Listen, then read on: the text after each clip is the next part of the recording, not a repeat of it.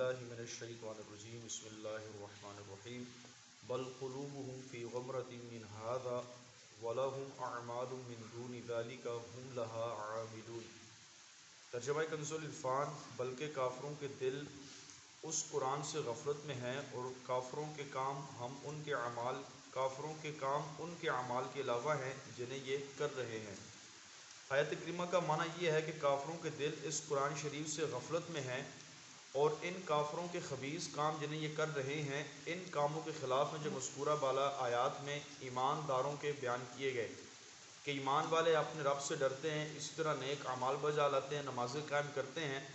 تو فرمایا کفار کے تمام جو کام ہیں وہ ان اوصاف کے خلاف ہیں۔ دوسرا معنی یہ ہے کہ کافروں کے دل اس قرآن سے غفلت میں ہیں اور وہ اس قرآن عظیم جیسی عظیم نعمت سے غفلت میں ہیں اور اس کے علاوہ بھی بہت سے خبیث کام کر رہے ہیں جو قرآن و حدیث کے مخالف ہیں۔ حتی اذا اخذنا مترفیہم بالعذاب اذا ہم یجأرون، یہاں تک کہ جب ہم نے ان کے خوشحال لوگوں کو عذاب میں پکڑا جب ہی وہ فریاد کرنے لگے۔ اس آیت میں کفار کے اعمال کا انجام بیان کیا گیا کہ کفار اپنے اعمال پر ہی قائم رہے یہاں تک کہ ہم نے ان کے خوشحال لوگوں کو عذاب میں پکڑا اور وہ بدر کے دن تلواروں سے وہ قتل کیے گئے جب ہی وہ فریاد کرنے لگے۔ لا تجأروا اليوم انکم منا لا تنصرون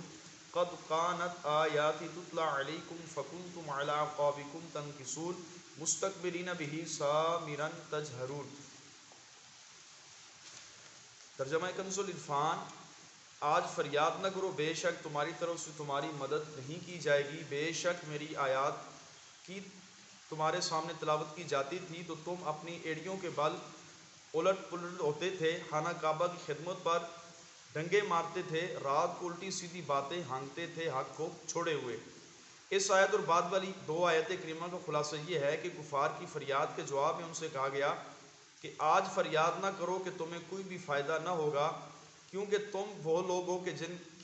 جن پر ہماری مدد وہ نہیں کی جائے گی، اور بے شک قرآن کریم کی آیات تمہارے سامنے تلاوت کی جاتی تھی